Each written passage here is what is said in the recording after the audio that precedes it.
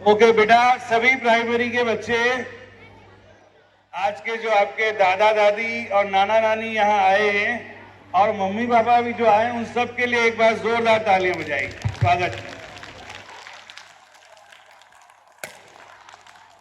आज हमारे बीच में उपस्थित विद्यार्थियों के दादा दादी, नाना नानी और अन्य उनके साथी परिवार के जो आए हैं, उन सब का मैं पूरे विद्यालय परिवार की ओर से हृदय से अभिनंदन करता हूं, स्वागत करता हूं और आप लोगों से अपेक्षा करते हैं कि जैसे आज आप हमारे बीच में आए हैं, वैसे ही विद्यालय में आप समय समय पर आते रहे, जिससे हम विद्यालय में बच्चों को अच्छे संस्कार देने में, अच्छा माहौल बनाने में आपका भी सहयोग ले सके। आप सब जानते हैं कि केंद्रीय विद्यालय संगठन में दादा दादी नाना नानी दिवस एक विशेष उद्देश्य मनाए जाने की परंपरा शुरू हुई थी। उसका मुख्य कारण है कि आज जो दादा दादी है या नाना नानी है, कल वे भी किसी बच्चे के मम्मी पापा थे। जो बच्चों के मम्मी पापा है आज, उनके माता पिता आज के दादा दादी नाना नानी थे।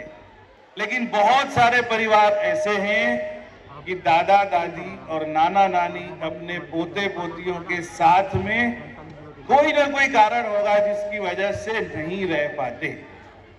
आपकी उपस्थिति भी इसका प्रमाण है।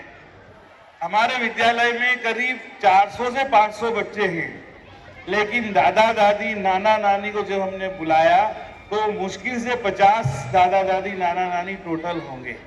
अगर एक बच्चे के दादा दादी 2 तो नाना नानी मिला के 4 हो गए और 500 बच्चे तो 2000 होना चाहिए, लेकिन हमारे बीच में 50 है, यानी 5% से 10% संख्या भी नहीं है।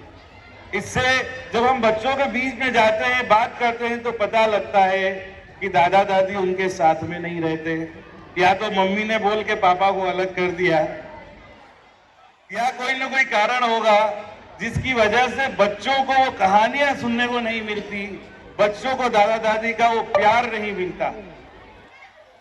बड़ा एक कहीं हमने पढ़ा था अभी 2-3 दिन पहले कि एक पति को उसकी पत्नी ने, यानी बच्चे की मम्मी ने उसके पापा से कहा कि ये बताओ कि अगर आपको अपने मम्मी पापा में से और मुझ में से किसी एक को चुनना पड़े तो आप क्या करोगे? तो बच्चे के पापा ने बोला, वो समझदार थे, कि अगर मुझे तुम में से और मेरे माता पिता में से किसी एक को चुनना पड़ा तो मैं अपने माता पिता को चुनूंगा। यहां पर प्रश्न किया फिर पत्नी ने, बच्चे की मम्मी ने, कि क्यों, क्या तुम्हारे लिए मम्मी पापा सब कुछ हो गए और मैं कुछ नहीं? ऐसे ही बोलते थे कि 7-7 जन्म का नाता है, और क्या तुम ऐसे ही बोलते थे कि तुम्हारे साथ में तो तुमसे सबसे ज्यादा दुनिया में प्रेम करता हूं? तो उन्होंने कहा नहीं, ऐसी बात नहीं है। मैं नहीं चाहता कि जब मेरा बच्चा बड़ा हो तो उसको अपने मम्मी पापा को न चुन करके वो अपने पत्नी को चुने।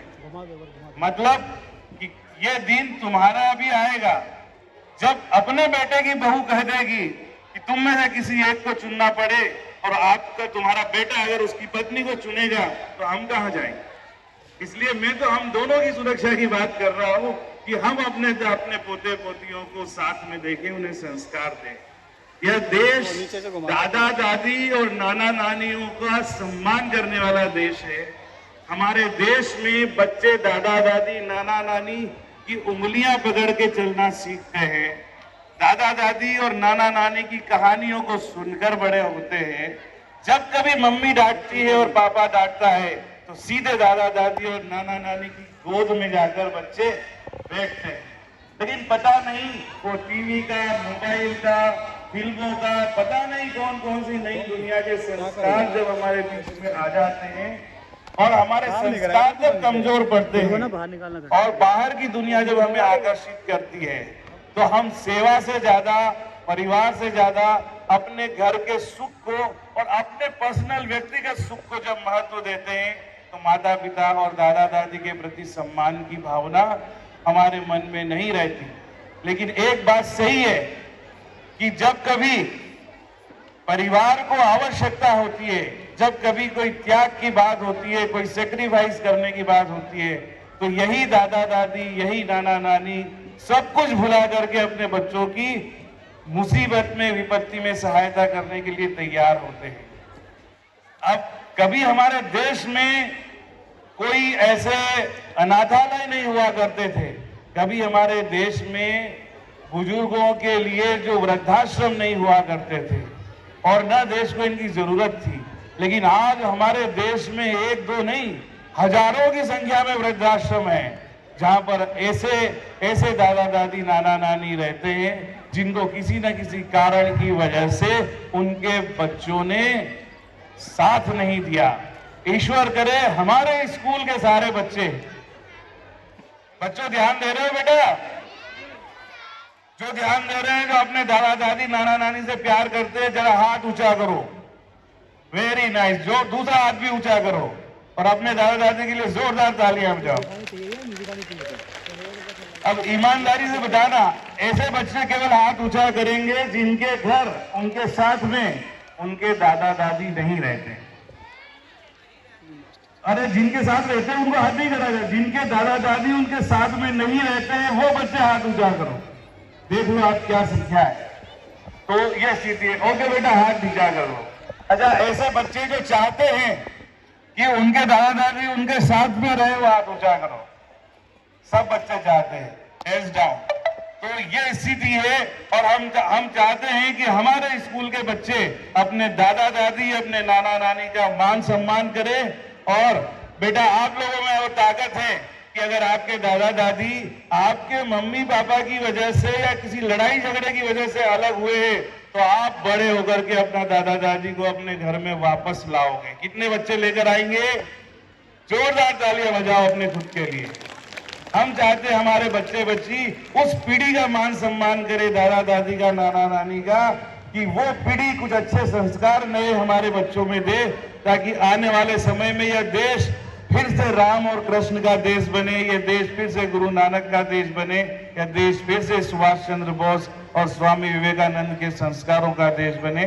यही बात कहते हुए मैं आप सब दादा दादा, नानी नानी से आशीर्वाद लेने के लिए आप सबको प्रणाम करता हूं और आप सबसे आशीर्वाद की अपेक्षा है।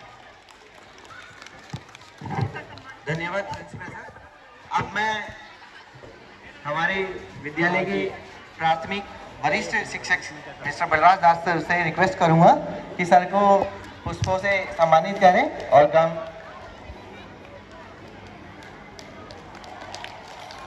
जोरदार तालियां हो जाए बच्चों। और सर को सम्मानित किया जा रहा है तो जोरदार तालियां बजती रहे, तालियों की आवाज ना रुके, जोरदार तालियां। ओके, धन्यवाद सर, आपकी प्रेरणा के लिए बहुत बहुत धन्यवाद। आपको सुनना हमारे लिए काफी सम्मान की बात है।